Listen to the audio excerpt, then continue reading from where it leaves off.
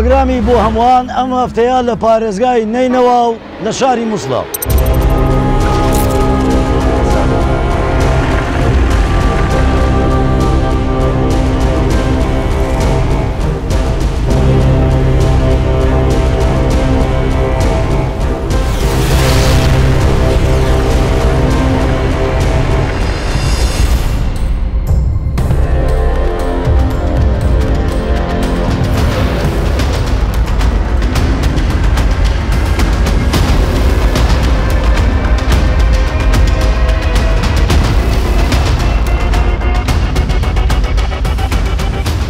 ئاخۆ کاریگەری بڕیار و هەڵسوکەوتەکانی چەکدارانی داعش بەسەر ئەم شارە ماوە.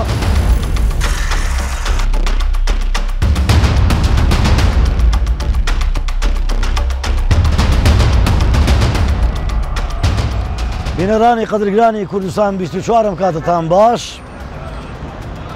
پرۆگرامی بۆ هەمووان ئەم هەفتەیە لە پارێزگای نینەوایە. ئێستێ خەریکە لە وادەی بانگەشەی هەڵبژاردن و بەڕێوەچوونی پرۆسەی هەڵبژاردن بۆ ئەنجومەنی نوێنەرانی عێراق نزیک دەبینەوە. با بزانین ڕەوشی پێکهاتەکان بەگشتی و بە تایبەتی ڕەوشی کورد هەروەها پێکهاتەی کریسیانەکان لە پارێزگای نینەوە چۆنە بە تایبەتی لە دوای پرۆسەی ئازادکردنەوەی مووسڵ کە پێشتر کۆنتڕۆل کراوە لەلایەن تیرۆریستانی داعشەوە.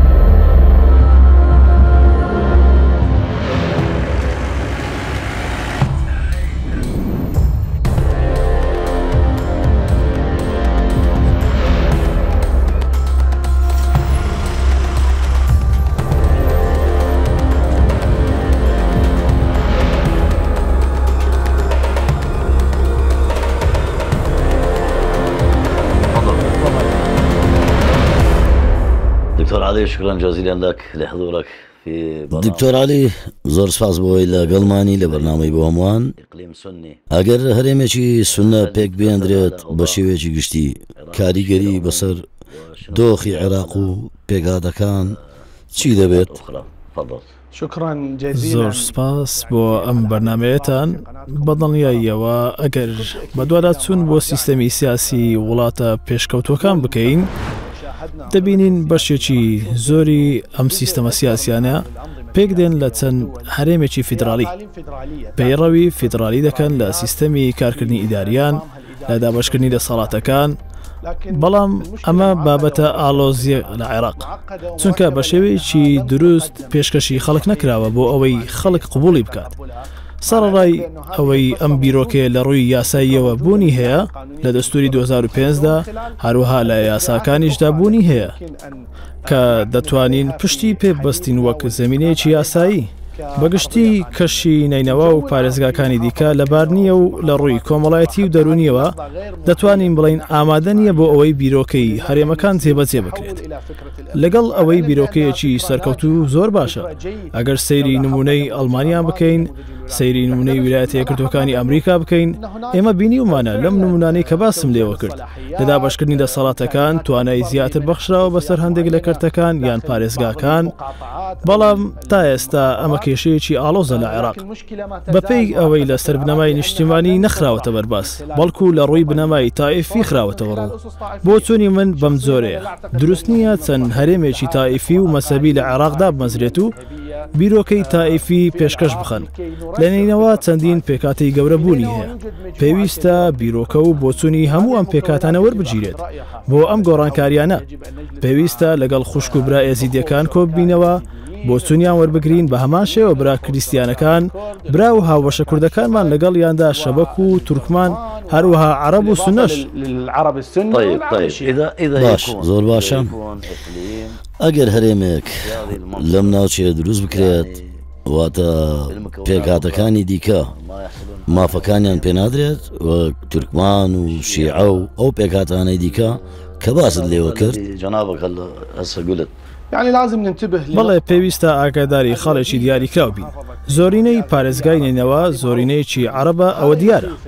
ئەمە ترسێکە لای کەمینەکان کە هەرێمەکان پێک بهێنرێت بەشێکی کەمینەکان لەمە دەترسن.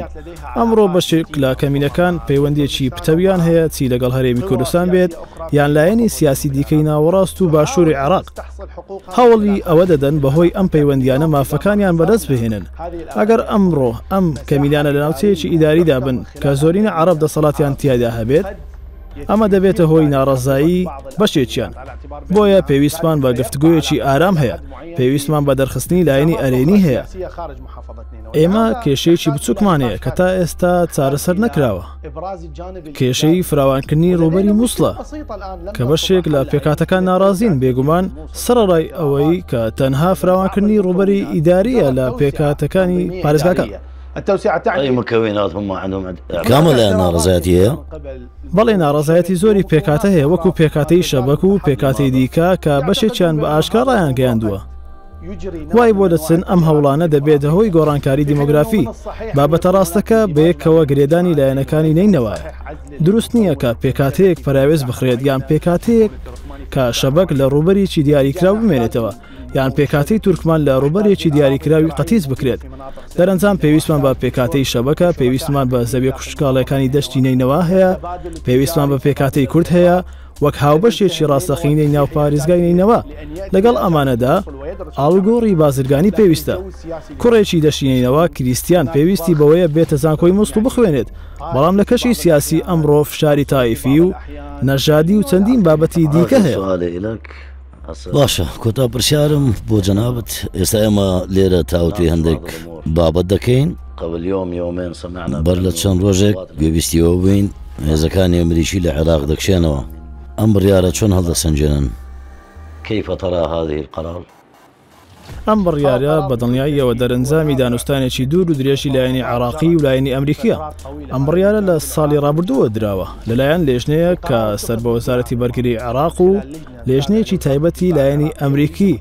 کاکشانەوەکە لە مانجی ئەیلول دەبێت و کۆتاوادەشیان لە ئەیلولی 2025 دەبێت. من متمانم بە هێزە عێراقیەکان هەیە، بەڵام بە دڵنیاییەوە ئەرکێکی زیاتر لەوەی ئێستا هەیە دەکەوێتە ئەستۆی هێزە عێراقیەکان. نابێت بە هیچ جۆرێک گەندەڵی هەبێت لە بابەتی بەرەنگاربوونەوەی تیرۆر، چونکە ئەگەری دووبارەبوونەوەی سیناریۆی 2014 هەیە کە بینیمان گروپێک کۆنتترۆلی شارێکی گەورەی وەک مووسڵ و پارێزگایەکی گەورەی وەک نینەوەیان کرد. ئەزمونێکی زۆر تاڵ و ئازاربەخش بوو، بێگومان بەهۆی گەندەڵیەوە بوو. ئەمەی ڕوویدا کە هێزێکی ڕاستەقینە بوونی نەبوو. ئەمە لەلایەکی دیکە تا ئێستا گروپی میلیشیابوونی هەیە. ئەمەش مەترسی دروست دەکات؟ لایەنی ئەمریکی بۆ چوونی وایە کشانەوەی لە عێراق ئارامی دەبەخشێت بە گروپە چەکدارەکان، ئەوانەی لە دەرەوەی چوارچێوەی تیرۆرن. مەبەستم لەو گروپانەیە لە عێراق بڵاو بوونەتەوە. ئەمەش مەترسی لەسەر سیستەمی سیاسی عێراق دروست دەکات. لایەنی ئەمریکی هۆشداری بە عێراق داوە، بەڵام حکوومەتی عێراق بۆ چوونی وایە دەڵێت توانای هەیە ئەم چەکانی لە دەرەوەی سیستەمی حکوومەتی عێراقن کۆنتترۆلی بکات. لە ئەنجامدا ئێمە چاوەڕێی هەوڵەکانی حکوومەتی عێراقی دەکەین بۆ وەستاندنی ئەم چەکانە و بۆ ئەوەی بەدووری بگرێت لە هەڕەشەکردن لە ئاسایشی گەلی عێراقی و ئاسایشی ئابووری وڵاتەکە. ئەگەر ڕێگەم بدەی پرسیارێکی دیکەشم هەیە، بەڵام دەمەوێت بە ڕاشکاوانە وەڵام بدەیەوە. من بەردەوام ڕاشکاوم. پێکاتەی سونە لە تەواوی عێراق پژوێخراون؟ پێکاتەی سونە بێتواناترین پێکاتەی چوارچێوە و هاوکێشەی سیاسیە. پێکاتەکانی دیکە توانای ئەوەیان هەیە مافەکانیان بەدەست بخەن بەهۆی هۆکارێک. زۆر بەڕاشکاونە دەیڵێم ئەویش برا و هاوبەشە شیعەکان هێزی تایبەتی خۆیان هەیە. حەشتی شعبی بە پێی یاسا دامەزراوە. برا و هاوبەشە کوردەکانیشمان هێزەکانی پێشمەرگەیان هەیە کە بە پێی دەستوری عێراقی دامەزراوە. پێکاتەی سونە هیچ هێزێکی سەربازی نییە. بۆیە لەم چوارچێوەیەدا بێتواناترین لایەن بە جۆرێک لە کاتی بوونی لێکتێنەگەیشتن ناتوانێت هێزی سەربازی بەکار بهێنێت کە وەک لای لایەنەکانی دیکە هەیە. بۆیە دەبینین کە بێتواناترین لایەن لەم هێکێشەیەدا سونەیە.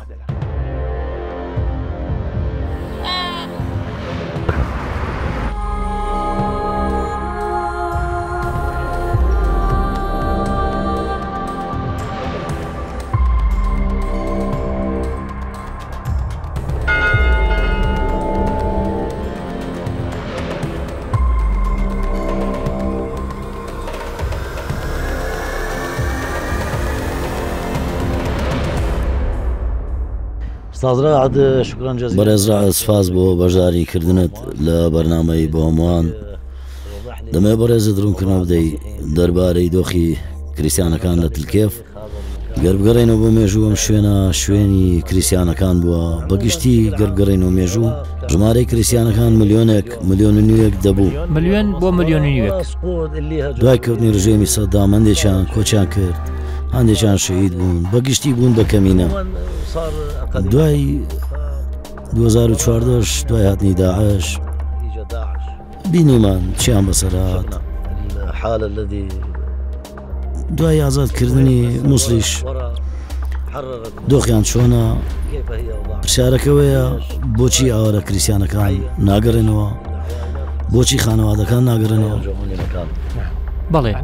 ئەگەر بگەڕێنەوە بۆ ڕووداوەکانی پێشوو لە ساڵانی 60ەکان واتە 61 و 62 زۆرینەی تلکێف کریسیان بوون لەو کاتەوە واتە لە 60ەکان خەڵکی ناکریسیان ڕویان لە تلکێف کرد لەو کاتەوە هەندێک ڕووداوی کوشتن و ڕفێنران هەبوون پێم وابێ 6 کریسیان ئەو کاتە کوژران لەبەر ئەوە شەپۆلی ئاوارەبوون لەو کاتەوە دەستی پێکرد لەو کاتەدا خۆپشاندانێک کرا کە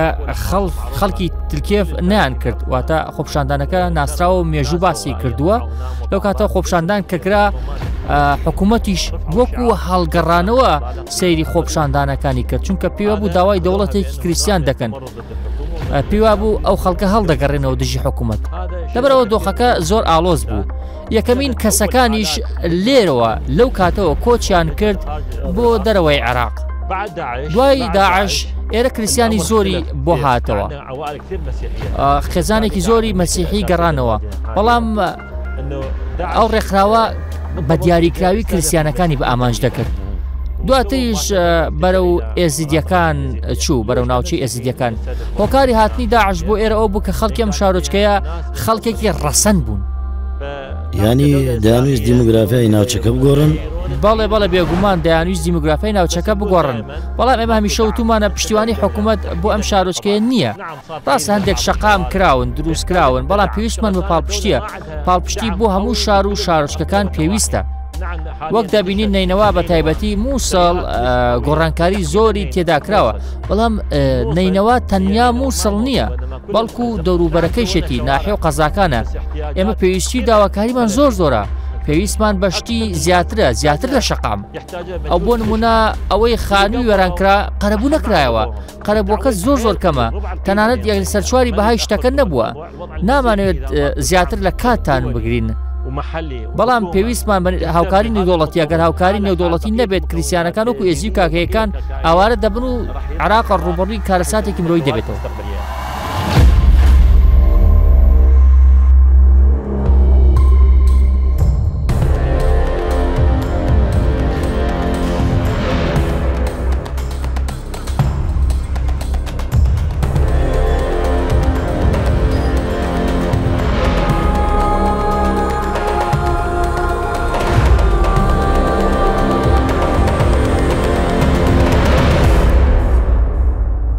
کاکنەوزە سپاس بۆ ئامادەبوونت لە پرۆگرامی بۆ هەمووان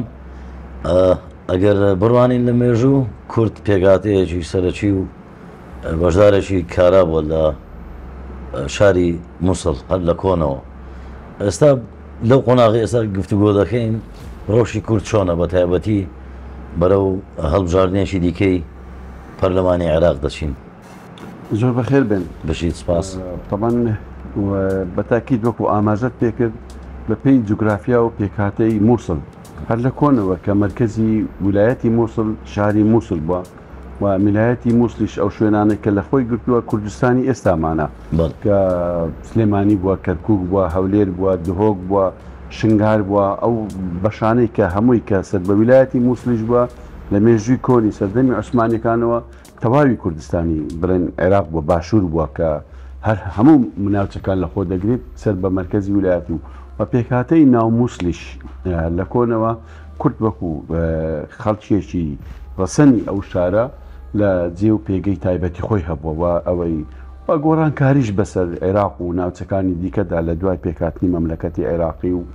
و ئەو گۆڕانکاریانەی باش باسیش بەسە عێراقی داهینە لە گۆڕینی دیمۆگرافیا تەنها لە کوردستان نەبوو برێن بەس بە دەرحەق بە کورد بە شوێنەکانی دیکە کریسیان نشینەکانیش بۆ حتا لە بەغدا و دەوروبەریشی هەندێک بڵێن دیراساتی تایبەت بە خۆیان و حساباتە بووە لۆ پێگەی خۆیان گۆڕانکاری حتا لە بینیشی عوسون نەژ بووە و ئەو گۆڕانکاریانە ئامانجی سیاسی لە پشت بووە لە کە پەیوەست بووە بە ئایندەی حکومڕانی خۆیان و ئەوە تاکو ئێستاش بەردەوامە ئاساریشی مایە و مووسلیش بە تایبەت دوای 2003 ئەو گۆڕانکاریانی کە بەسەر مووسڵ داهات لە بوونی قاعدە و ئەو نائستقراریە و ئەو بارودۆخە ئەمنی خراپەی کە 2014 تا دەی 6 2014 و کەتنی مووسڵش لە دەستی داعش لاپەڕەیەکی دیکە بوو گۆڕانکاریش تەواو بەسەر جوگرافیای مووسڵ و پێکاتەکانی داهاتیە ئەگەر مەسەن بەچەند ناوچەیەکی جیاواز تەماشای بکەین مەسەن شنگار ئەو جینۆسایدی کە دەرحەق بە ئێزیدیەکان کرا بە تایبەتی کە کارەساتێکی زۆر گەورە بوو و کە دەڵێن جینۆساید بە هەموو پێوەرێک جینۆسایدی لەسەر تەطبیق دەکرێت بگرە بە جیا لەوەش بە ئەوەی دەرحەق بە منداڵ و کچی ئێزیدی کراشتێکی زۆر نامرۆڤانە بوو کە لەو سەردەمەدا کە دنیاشی هەژاند و کۆمەلگەی نێودەوڵەتی بەرامبەر ئەم کارەساتە بۆیە مەسەن دەبینی شنگار گۆڕانکاریەکی تەواوی بەسەرداهات بەشی زۆری ئێستاش ئێزیدیەکان دەبینین بە هەندێک لە کوردە بوسڵمانەکانیش لە کەمپەکان ماینە لە دیوی خۆمان لە ناو هەرێمی کوردستان و خەڵکەکەی دیکەش کە چ ئێزیدی چ بوسڵمان مەسەرەن لە غەربی دزگاکەی شەبە نەنە هەر غەربی دزلە باشکەین بە دەوروبەری شنگار و ئەوانە بەشێکی زۆر ئێستا ئەو عشیرەتە ڕئیسیانەی کە موساڕەشن هەسنینە میرانن گەرگەرینە هەرچەندە گەرگەریەکان زیاتر ماینە بەڵام بەشێکی زۆری وانیش لە فایدە و دۆمیس و دهۆک و زاخۆ و سێمێر دەژین ینی خەڵکەکی دیکە تاکو ئێستاش نەگەڕایتەوە بێزگە لەو تایبەتمەندی کە تایبەت بە ئێستاکاری تەبان گەلک زۆرە حتا عەرەب عەرەبی شەمەرمان هەیە عەرەبی دیکە هەیە ئێستاش لە دهۆکن نەگەڕاین و لە هەولێر هەنا نەگەڕاینەوە مەسەلەن ڕەبیع و شوێنەکانی دیکە و لە ناو مووسڵیش کە نیشانەوە ئیستیقلالیت نییە لە ناو مووسڵ تا ئێستا گۆڕانکاری زۆر دە بەسێ سەر تەلعفەر کە تورکمانەکان شیعە و سوننە مەسەن تورکمانە سوننەکان بەپێی ئەو وەزعی بەس کە هەیان بۆ بەسەریان داهات مەسەن بەشێکی زۆریشی هەرە زۆریان ئێستا نەگەڕاینەوە تەلعفەر یان هەندێک لە ناو مووسڵ جێنشین بوون یان لە هەولێر و دهۆکن یان زۆریش لە تورکیاینە تاکو ئێستا نەگەڕاینەوە ینی گۆڕانکاری هەر لە برین لە منتەقەکەی نیە بڵێن منتەقە کوردەکە لە شوێنەکانی دیکەش هەبووە لە زومار هەبووە لە ڕەبیعای هەبووە لە تەلعفەر هەبووە لە شنگار هەبووە دینە ناو مووسڵ بەپێی پێکهاتەی مووسڵ کوردێکی یەکجار زۆر دائیمەن جێنشینی چەپ و ڕاست ئێمی برێن ئەیسەر و ئەیمەنی مووسڵ هەبووە بە تایبەتی ئەیسەر ئەو بەشەی کە زۆر بەڵام هەمویان لە نەتیجەی ئەو تونند و تیژەی کە پێشتر قاعیدا بەر لە داعش لە مووسڵ بە کوشتن و بڕین و تەهدید و تەفزیراتی ڕۆژانە و تەقینەوانەی دەکرد و هەڕەشەیان لەسەر ماڵە کوردەکان دەکرد بەشی هەرە زۆری مەسەن هاتنە هەولێر و دهۆک و ترکیاک مەسەن تەنها هەرچیکان لەوانێ 7,000 خێزان هەبوونە ئەوەیان بەجێ هەموو عشیرەتەکان کە ئەوەی بوونە مەسەلەن مووسڵیان بەجی هێشتیە هاتینە ناو هەولێر و دهۆک بە دهۆک زیاتر کە جێنشینن و لەگە هاتنی داعش یعنی بڵێن هیجرەتێکی تەواو بوو لە پێشان کە دەچێت نەبی یونس مەسەن ئەو مەنتەقەی دوکاندار کڕیار فرۆشیار هەمووی کورد و عشیرەتی زۆر جیاوازی کورد و پێکاتەی دیکەی عەرەبیشی تەبان تێدا هەبوو بەڵام زۆر وازەح بوو ئەو هاوکێشە نمایە گۆڕانی تەواوی بەسەردا هەمان مۆترسیانە وایە کە پێشتر هەبووە بەجە پرسیار مەسەن لێرکانەوەی مەسەن بێجگە لە کوردەکەی بە موسڵاویەکانیش عەرەبیش خۆیان ئێستا زۆر لە ئەڤڕۆستی و بڕۆدهۆک و ئێستا لە هەولێر لە گەنجانسی لە زۆر شارەکان هەول دەبینین خەڵکەکی وێنە بە ڕۆژ دەچن ئەوجە چ فەرمانبەرن یان کاسبن ئیشەکیان هەیە ئێواران دەگەڕێنەوە تا دەرخەریەوە نێنی هیچ متوانێت بە حکوومەتی عێراقی بەستم ینی گۆڕانێکی بە پارتایی برێ سنووری نینەوە دێ دەشتینینەوە حالەتێکی دیکەی تەواو هەیە مەسەن کریسیانەکان وەربگرین ترکێف کە مرکزی قەزا بووە ناگاتە چل ماڵی کریسیان طبعا معلم مثلا ترکێف وەکو عەنکاوە لە هەولێر ترکێفیش شارێکی شارسکەیەکی تەواوی کریسیان بووە مەسیحیەکان بووینە دەی بەرتەڵی بە هەمان شێوە گۆڕایە لە باشیقەی ڕێژیان کەم بووە تەنها لە حەمدانیەی بەشی زۆری ئەو مەسیحیانیان هیجرەتیان کردیە یان هەندێکی مەسەرن ئەوانەی ترکێف هاتینە تەلسکۆف دیوی ساتری تاکو ئێستا لە تەلسکۆفن یان هاتینە دهۆک یان هاتینە ئەنکاوی ئەوانەی حەمدانی و بەرکێ تاکو ئێستاش لە شارۆچکە ئەنکاوی دەژین یان هیجرەتیان کردیا بەڵام نەگەڕاینەوە ناو مووسڵێ زۆر باش کاک نەوزاد پرسیارێک گۆڕانێکی تەواو بەسەرداتی حتا شەبەکەکان کە لە دەشتی لێنەوە بەشەکیان ئێستاش لە شێخان دەژین هەندێکیان لە هەولێر دەژین لە دهۆک دەژن هەندێکیان گەڕاینەوە بەڵام بڵێن سەرجەم پێکهاتەکانی کە مووسڵ بڵێن ئەو وێنەی بینە بەرچاو مووسڵ بەر لە 2023 لەگەڵ ئێستا زۆر جیاوازە زۆر پرسیارێک پێشە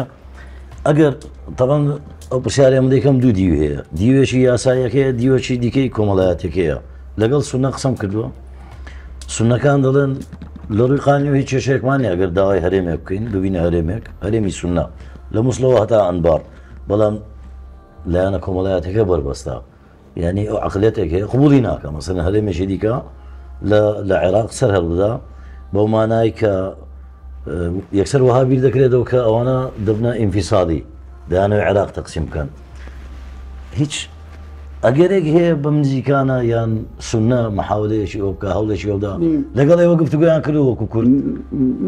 بۆ بیرۆکەی زۆر جیاواز هەیە یان لە ناو پێکهاتەی بڵێن عەرەبی سونە ئەگەر وەسفەکەی وا بکەیت مەسەلەی ئیقلیم و خینەوەیان لە بۆ هەرێمێکی تایبەت بە سونە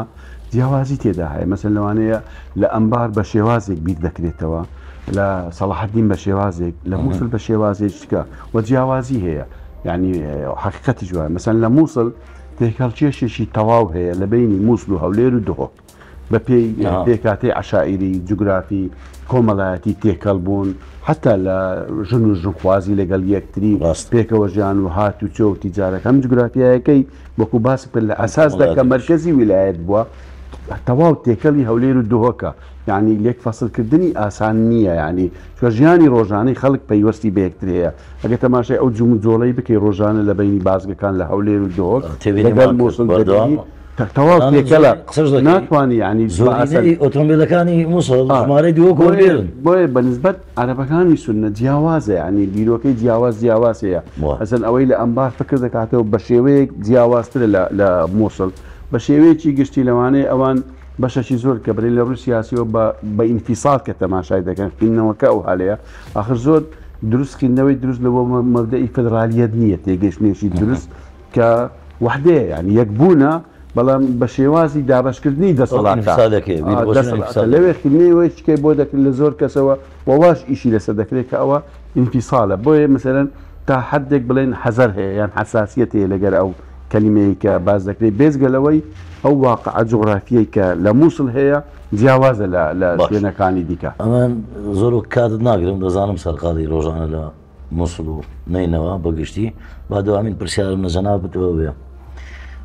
دوامین ململانەی سیاسی ئەگەر چی ئێستاوە خەریکە لایەنە کوردەکان لێک نزیک دەبنەوە لە هەڵبژاردننی ڕابردوو لە مووسڵ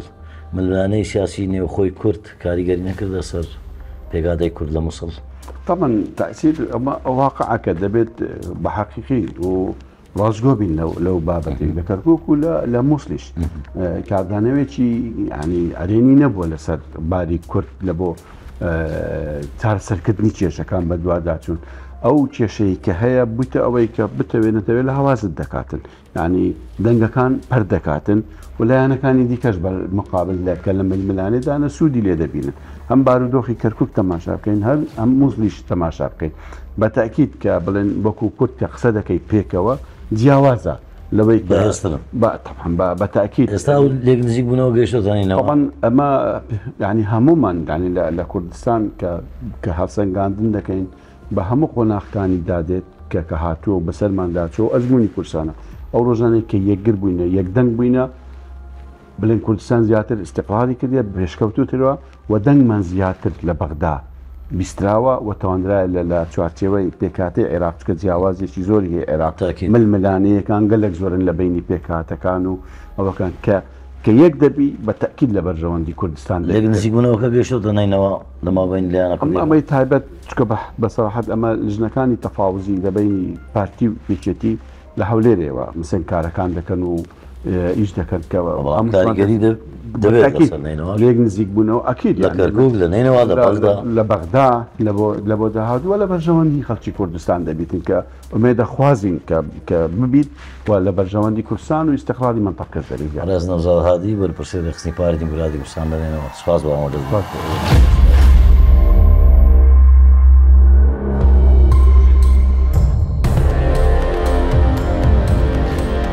ئەگەر چی پێگاتەی سونە نوێنەرایەتی